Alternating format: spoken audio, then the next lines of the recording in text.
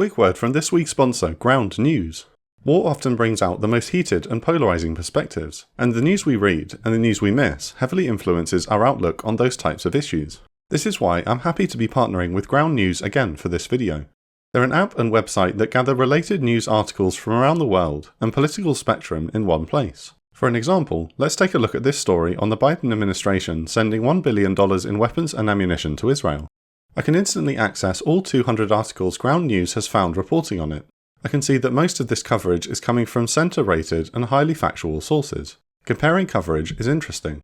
This source out of Israel reported that Biden's positions have not been inconsistent following his approval of this new weapons transfer. This is a completely different perspective than this US-based left-leaning article emphasising that, after promising to halt bomb shipments, Biden is sending weapons to Israel anyway. It's interesting to read the news in this way, where the origin of a source can heavily dictate the narrative, especially when social media feeds often tailor what we see to our political viewpoints, reducing diversity of perspective. Check it out at ground.news/operationsroom to make sure you're getting all sides of every story. They're giving my viewers 40% off their Vantage subscription, the same plan I use for unlimited access. I think Ground News is doing important work and I hope you'll check them out. It's 5:30 AM on the 7th of April 2003. Parked on Highway 8 just outside downtown Baghdad is a large column of 60 Abrams main battle tanks, 28 Bradley fighting vehicles, and multiple armoured personnel carriers. 1st Battalion of the 64th Armour Regiment under the command of Lieutenant Colonel Eric Schwartz is in the lead, but they are not alone. The 970 combat soldiers of the 3rd Infantry Division's 2nd Brigade Combat Team are prepared to storm a city of 5 million residents. Led by Colonel David Perkins, they aim to end the entire war with one final blow against Saddam Hussein's regime. 15 minutes later, the column sets off to begin the final battle for Baghdad.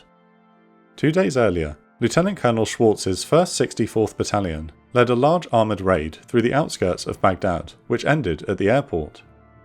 The attack, nicknamed a Thunder Run, is a success, and provides the coalition with valuable intelligence on the state of Iraqi defences. With the 1st Marine Division breaking into Baghdad from the east, the leader of Central Command, General Tommy Franks, believes the end is near for Saddam's regime. Despite the success of the first Thunder Run, Perkins is angered by Iraqi Media and Foreign Affairs Minister Mohammed Saeed al-Sahaf, better known in the West as Baghdad Bob. Al-Sahaf stands atop an Abrams tank abandoned during the first raid, and proclaims that the city will never fall to the Americans.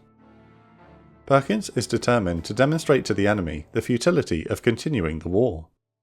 Furthermore, he is gambling that the Iraqis have no plan for an enemy force storming the centre of Baghdad and setting up a base from within the city. Captain Jason Conroy of the 1st 64th Battalion later writes, "The initial Thunder Run was a drive-by knock on Saddam's door. On Thunder Run 2, we planned to break down the door and invite ourselves to stay for a while." However, 5th Corps Commander Lieutenant General Scott Wallace is hesitant about sending the 2nd Brigade Combat Team into the centre of the city. He has concerns about supplying such a large force and wants to avoid a so-called Black Hawk Down situation, with American units trapped behind enemy lines. Perkins' direct superior, General Buford Blunt, concurs, and orders Perkins to conduct another armed reconnaissance to the airport, rather than a dash to Saddam's palaces. Much like the first Thunder Run, Perkins is set on his plan and downplays how ambitious this operation will be. Perkins ends his briefing on the 6th of April by telling his officers, "Tomorrow is our last big fight. Good luck, gentlemen." The previous evening, a reconnaissance patrol discovered a dangerous obstacle less than a mile from the planned jumping-off point, a deep minefield of over 400 mines, blocking Highway 8. Yet, the Iraqi defenders have made no effort to bury or camouflage the mines, which are simply lying out in the open. Captain Hibner's 2nd Platoon Delta Company of the 10th Engineer Battalion is called in to clear the route. Hibner's men begin clearing a lane as quietly as they can in the darkness. To speed up the mine clearing, some engineers use special tape to lasso the mines off to the side of the road, while others simply move them with their bare hands. Having used this technique in Najaf, the sappers lasso 8 mines at a time and drag them across the asphalt to be disarmed. By morning, a breach lane is established and the attack will begin as scheduled. At just before 5:45 am, 1st Battalion of the 9th Field Artillery Regiment launches a preparatory barrage to destroy Iraqi positions detected by UAVs the previous day. Minutes later, the vehicles of Schwarz's 1st 64th Battalion once again start moving north up Highway 8. This is the first time in the invasion that the brigade is attempting to combine artillery with a fast-moving armoured raid. Schwarz's battle-hardened men are chosen to lead the column due to their knowledge of the route after their experience 2 days before. They also put lessons learned to good use. During the first Thunder Run, the Iraqi defenders used the highway overpasses to fire down on the advancing column. Precisely 10 minutes before the column reaches an overpass, 12 Paladin 155mm howitzers from the 1st 9th Artillery Battalion fire anti-personnel shells over the top of the key intersections to drive off the Iraqis. As the column approaches the first major interchange at Objective Curly, the Paladins fire high-explosive point-detonating rounds fused to airburst 10 metres above the overpass, so the Iraqi infantry is devastated by shrapnel, but the critical overpasses themselves are not damaged. When the column approaches, the lead Bradleys come under sporadic RPG fire. The Bradleys return fire with 25mm cannon and disperse the enemy RPG teams. Lieutenant Colonel Schwarz can already tell that the overpass clearing tactic is working, and reports to Colonel Perkins that they are facing less intense fire this time. Schwarz is pleased with the improved communications among the units involved in the Thunder Run, and is impressed with the combined arms approach. The mission is playing out as planned. When the American tanks approach the abandoned Abrams from the first Thunder Run, Staff Sergeant Joe Bell notices a Soviet-made armoured recovery vehicle parked next to the burned-out tank. Iraqis are winching the Abrams, attempting to tow it away in the middle of a battle. Bell's tank sprays the recovery vehicle with 50 caliber machine gun fire, before destroying it with a heat round.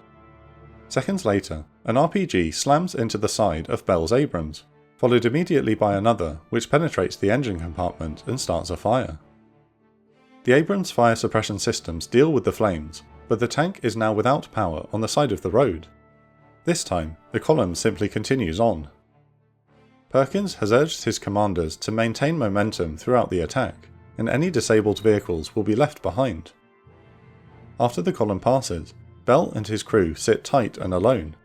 A recovery vehicle will be rushed to the scene to tow them back to friendly lines.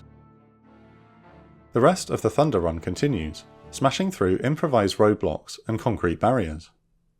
Coming under increasingly heavy enemy fire the closer they get to downtown, the Bradleys and Abrams saturate bunkers and firing positions on the side of the highway. Some of these bunkers had been cleared 2 days earlier, but have been retaken by the Iraqis, forcing the armoured vehicles to blast them again. Iraqi technicals arrive to challenge the American armour, but most are destroyed or driven off. When the column reaches the third and final overpass, Objective Mo, Colonel Perkins orders his force to head towards downtown Baghdad and the Republican Palace. The 3rd Division commanders monitoring the advance on their computer screens are surprised when the line of blue icons does not turn left towards the airport as planned, but turns right towards the centre of Baghdad. Brigadier General Lloyd Austin calls Perkins to find out where he is going, to which Perkins responds, "Sir, I am heading downtown."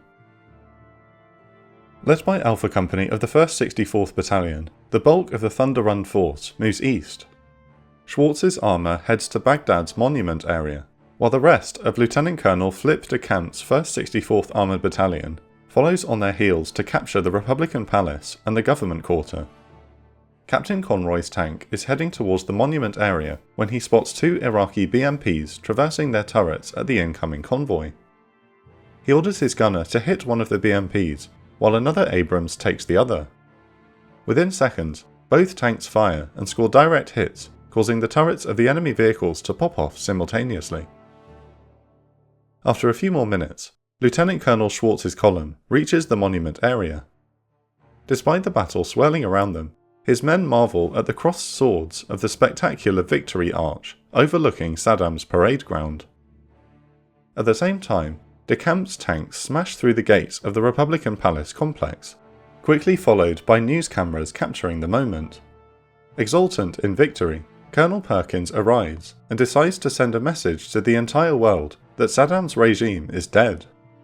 With the news cameras rolling, he orders Captain Conroy to destroy an equestrian statue of the Iraqi dictator. Conroy tells his gunner, "Just make sure you hit the damn thing." The Abrams scores a direct hit on the first try, and the statue topples to the ground.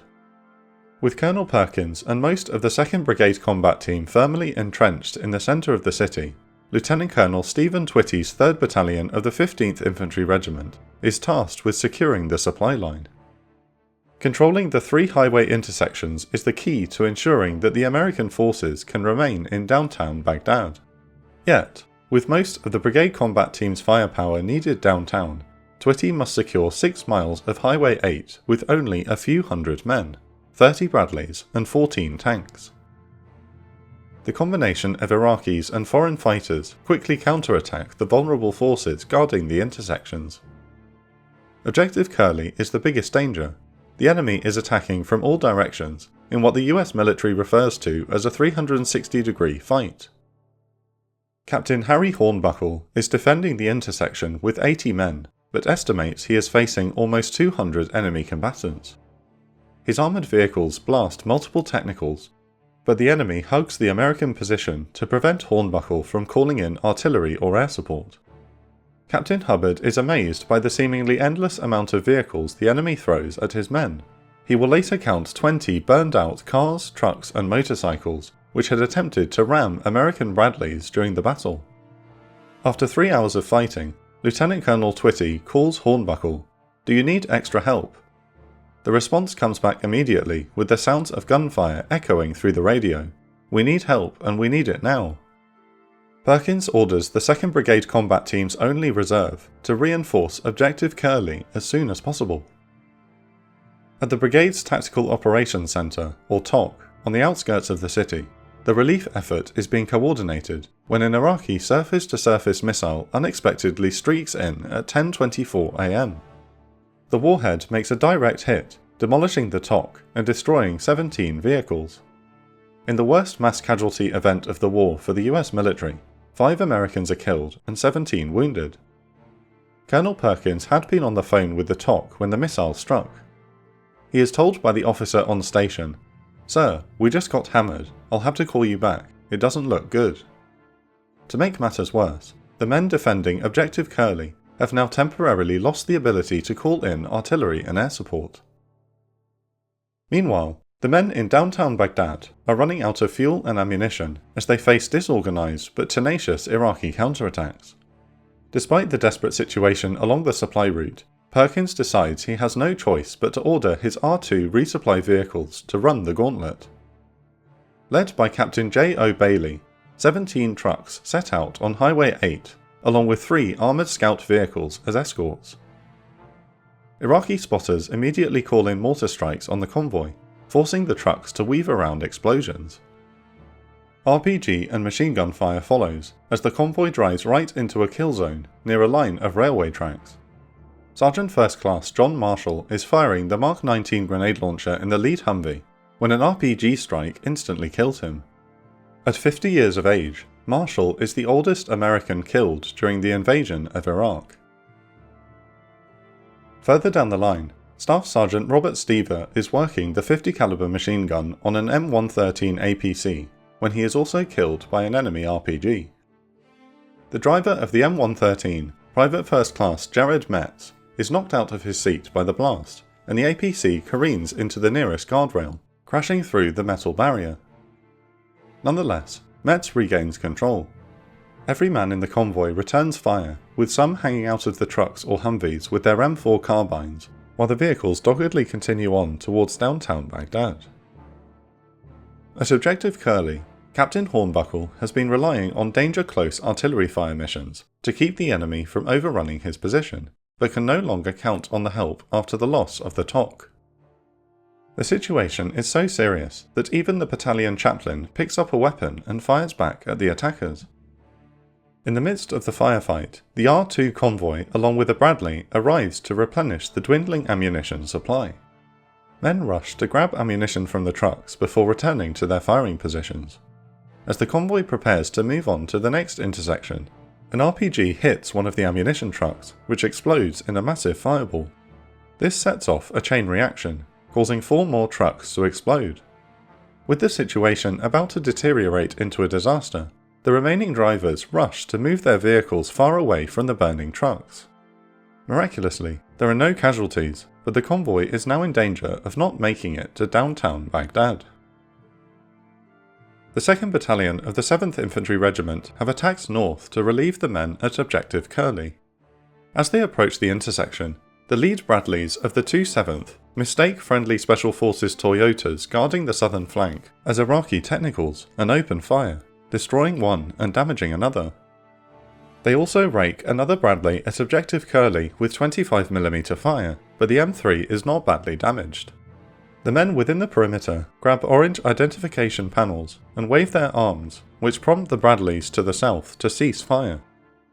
Despite the mishap, no Americans are killed by friendly fire, and the 2nd 7th moves in to provide support after properly identifying the friendly units. Captain Hornbuckle's men pile into the trucks of the R2 convoy, which sets out for its initial objective, while handing the battle off to 2nd 7th. By now, the enemy fire is beginning to slacken as heavy losses have taken their toll. During the battle at Objective Curly, Sergeants Marshall and Stever have been killed, and another 40 wounded, while the Iraqis suffer between 350 and 500 casualties. Most of the R2 convoy makes it into Baghdad to keep the rest of the 2nd Brigade Combat Team combat effective. It has been a harrowing experience for the men. After the war, Captain Bailey bitterly remarks that he should have waited until armoured support was brought up to support his unit. If I went back in time, I would not have left. I would have disobeyed that order. The fighting on Highway 8 continues at the other 2 intersections, but Colonel Perkins' men hold their positions until they are relieved. After the chaotic fighting of the day, Perkins decides to stay in the centre of Baghdad and to set up a defensive perimeter. At the same time, the lead elements of General Mattis's 1st Marine Division are approaching the east bank of the Tigris River. By the night of the 7th of April, both American Marine and Army units are entrenched within the Iraqi capital. The next 2 days are spent repelling piecemeal enemy counterattacks and tightening the coalition's grip on the city. On the 8th of April, the vehicles of the 1st Recon Battalion in Mattis's 1st Marine Division are heading north, away from Baghdad and towards the town of Baqubah, 30 miles to the north of the Iraqi capital. Mattis is concerned about reports that Republican Guard units are massing in the town for a counterattack and wants to hit them first before they can regroup. In Bravo Company's lead Humvee, Corporal Ray Person exclaims, "It beats sitting around doing nothing while everyone else gets to have fun attacking Baghdad." The following morning, the 80 Marines and 15 Humvees of Captain Brian Patterson's Alpha Company are within 6 miles of Baqubah, when Patterson calls for a halt in the middle of a field, with shepherds and sheep dotting the land.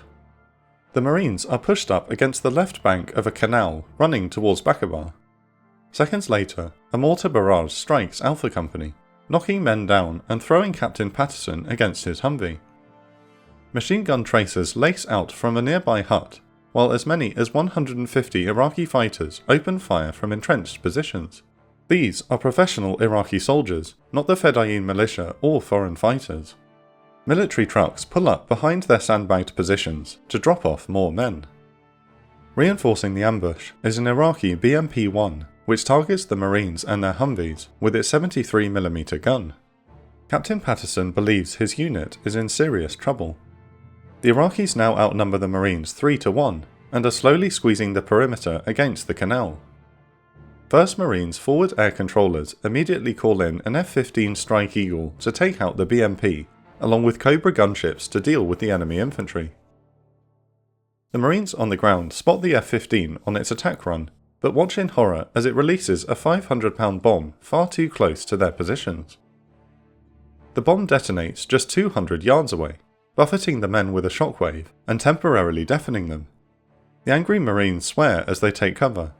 The US Air Force has gained a reputation among the ground forces for friendly fire in this war, and this pilot has missed the target by a full kilometre. The Strike Eagle swings around and targets the BMP again. This time, the pilot drops his bomb directly on the armoured vehicle, which is blown apart in a massive fireball. The F-15 breaks off and heads north to search for more targets as the battle continues. The Cobras arrive on station and begin attacking enemy defensive positions with cannon fire and Hellfire missiles. The arrival of air support has turned the tide of the battle, and the Marine Humvees now fire and advance. 50 caliber and Mark 19 turret gunners provide an awesome display of firepower, while snipers pick off Iraqi fighters one by one. Amazingly, amidst the battle, the Marines spot shepherds braving the crossfire to drag off wounded sheep.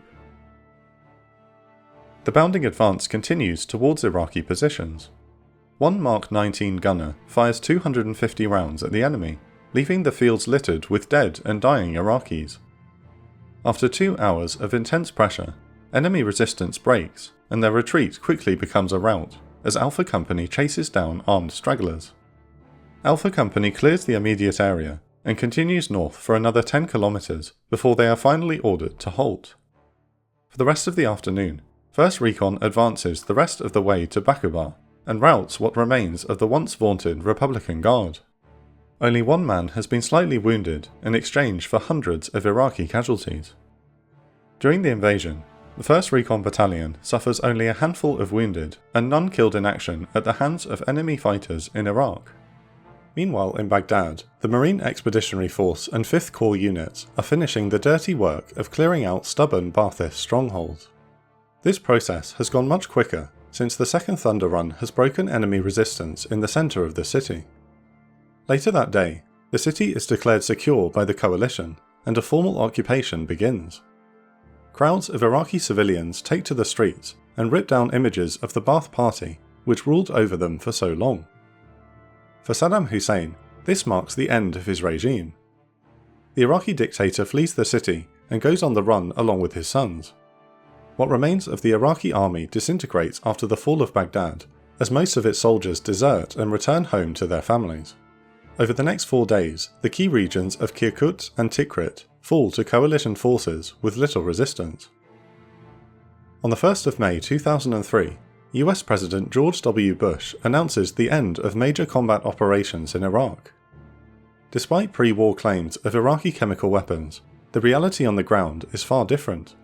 Specialised WMD disposal teams scour the country and only find a handful of degraded mustard gas artillery shells, left over from the Iran-Iraq war.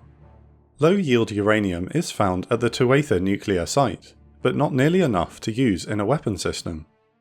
During the 26 days of the ground offensive, 139 American and 33 British soldiers are killed, with another 551 wounded. The casualty figures for Iraqi combatants is estimated anywhere between 7,600 and 45,000.